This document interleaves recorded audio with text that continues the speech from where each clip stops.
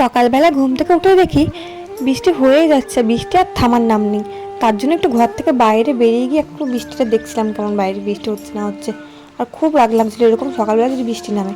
তারপরে ঘরে এসে দেখি মায়ের দিকে গরম গরম লুচি ভাজছে। আর লুচি দেখে তো ভালোই লাগে, কিন্তু লুচি না আমার সেরকম একটা খেতে ভালো লাগে না। মানে খাই না তা না, কিন্তু ওই 3-4টে খাওয়ার পর না ঠিক আর ভালো লাগে না, গাটা পাক মেরে ওঠে।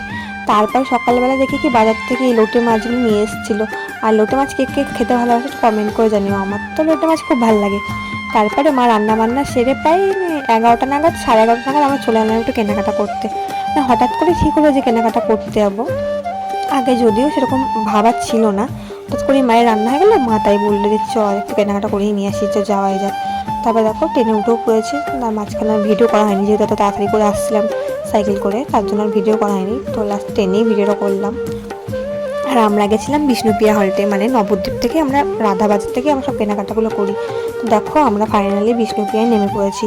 আর বিষ্ণুপ্রিয়াতে না প্রচুর ভিড় হয়, মানে আমার তো মনে হয় নবদ্বীপের থেকে বিষ্ণুপ্রিয়াতেই বেশি ভিড় হয়। আর বিষ্ণুপ্রিয়া থেকে নেমে 10 মিনিট অটো বা টোটো করে গেলে 10 মিনিট রাধাবাজারে। তো দেখো আমরা এই লাইনটা মানে রেল লাইনটা পেরিয়ে গিয়ে আমরা একটা টোটো ধরবো, টোটো ধরেই আমরা রাধাবাজার যাবো। তো ফাইনালি দেখো টোটো ধরেও নিয়েছি। তো এই টোটোতে মনে হয় ওই 10 মিনিট মতো লাগে রাধাবাজার। প্রথমে পোড়ামাতলা, তারপর পোড়ামাতলা থেকে এগিয়ে গিয়ে রাধাবাজার।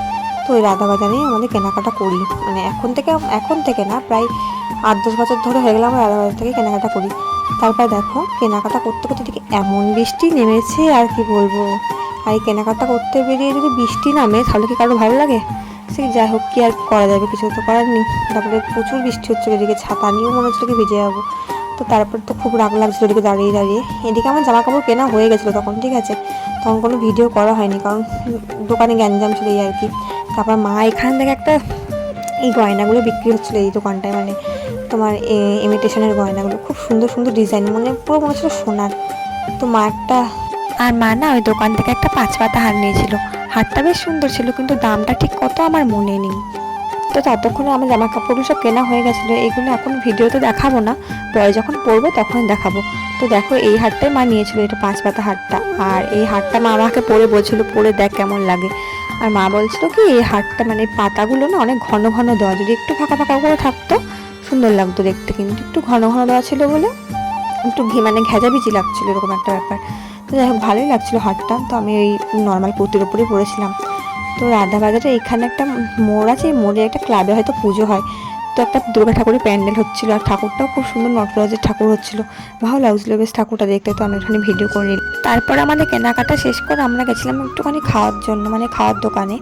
এবার বিরিয়ানি খেতে গেছিলাম। আর যে দোকানটা আমরা বিরিয়ানি খাই না, সেই দোকানটা খোলা ছিল না, গিয়ে দেখি কি যে দোকানটা বন্ধ। তারপর যাই হোক পাশে একটা বিরিয়ানির দোকান ছিল, ওই বিরিয়ানির দোকানটাতে আমরা খেয়েছিলাম। ওই বিরিয়ানিটা খেতে ভালো ছিল, কিন্তু যেখানে আমরা খেতাম আগে দেখো দোকানটা এখনও বন্ধ, তার জন্যে পাশে একটা দোকান ছিল, ওটা আমাদের বাধ্য হয়ে ঢুকতে হয়েছিলো। কিছু তো করার নেই, কারণ খিদে পেয়েছিলো। আর এই যে দোকানটায় গেছিলাম না আজকে, এই দোকানটায় বিরিয়ানি যেমন কোয়ান্টিটি মানে কোয়ালিটি যা ভালো খেতে হয়েছিল, কিন্তু কোয়ান্টিটিটা অনেকটাই কম দিয়েছিল। 1 প্লেট বিরিয়ানি মানে খেলে যেখানে পেট ভরে যায়, সেখানে মানে অনেক কম এরকম একটা। প্রথমে যখন 1 প্লেট বিরিয়ানি আনলো না ফুল প্লেট, সেটা আমি দেখে ভাবলাম কি 1/2 প্লেট। তারপর বলে কি যে না ওটা ফুল প্লেট, যেহেতু আমরা 1 প্লেট ফুল আর 1 প্লেট হাফ অর্ডার করেছিলাম। তো তারপর দেখো বিরিয়ানি খাওয়া দাওয়া সেটা আমরা একটু ইলেকট্রিকের দোকানে এসেছিলাম। তো একটা আয়রন মেশিন, আর যেহেতু আমার ইলেকট্রিক কেটেলটা খারাপ হয়ে গেছিলো, তাই ওইটা সারতে দেওয়া হয়েছিল আর কি, আর একটা আয়রন মেশিন নেওয়া হয়েছিল। তো তারপর সব কেনাকাটা সেরে আমরা ফাইনালি বেরিয়ে পড়লাম এবার প্ল্যাটফর্মে, মানে বিষ্ণুপ্রিয়া প্ল্যাটফর্ম থেকে ট্রেন ধরবো বলে। তো বৃষ্টি আর থামছে না। তারপরে দেখো ফাইনালি আমরা বিষ্ণুপ্রিয়া প্ল্যাটফর্মে চলে এসেছিলাম।